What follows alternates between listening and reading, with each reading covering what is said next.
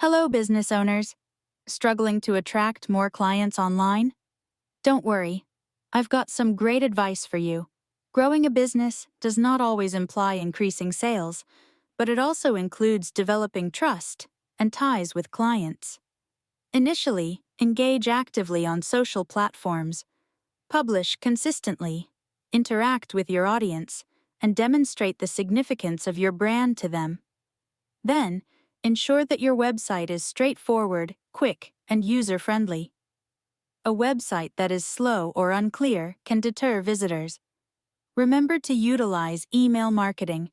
Providing updates, promotions, and valuable information maintains your audience's engagement and encourages their return. And here's a major one: customer feedback. Request satisfied customers to provide reviews. Positive reviews build trust in your business for new customers. Ultimately, provide individuals with a motive to remain. Provide something useful, such as a discount, an informative guide, or practical advice. It's all about maintaining their interest. Success doesn't occur instantly, but with the proper actions, your business will expand. Engage with likes, comments, and subscriptions for more solid business advice.